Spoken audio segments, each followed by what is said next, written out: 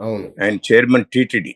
అవును. ఆయన ఒక చిన్న లెటర్ కూడా రాసి సెండ్ ఇట్ టు గవర్నమెంట్, మన ఆంధ్రప్రదేశ్ గవర్నమెంట్ పంపి, ప్లీజ్ క్యాన్సిల్ దిస్ ప్రాజెక్ట్, హ్మ్. డోంట్ కంటిన్యూ అని ఆయన ఉత్తరం రాశారండి. Okay.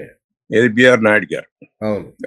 TTD chairman appointed by Chandrababu Naidu గారి. అవును. ఆయనే చెబుతున్నారు అయ్యా వద్దయ్యా ఎక్కడని. అవును.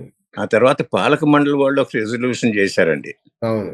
వాళ్ళు కూడా అయ్యా ప్లీజ్ వద్దు, దీన్ని ఇక్కడ తీసుకురావద్దు, హ్మ్. ఎందుకంటే it is in the foot steps of the 7 hills పక్కనే కనపడతాయింది.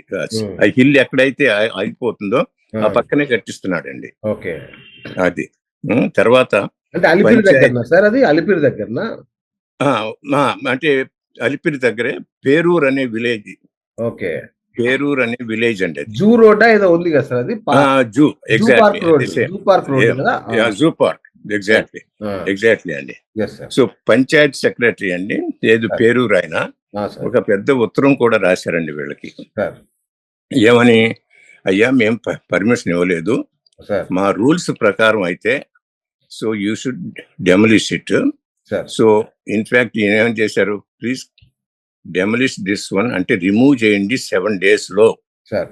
ఇది మీరు గనక చేయకపోతే సార్. పేరూరు పంచాయతీ వాళ్ళు వచ్చి దాన్ని డెమలిష్ చేసి డబ్బుల్ని రికవర్ చేస్తామని కూడా రాశారండి.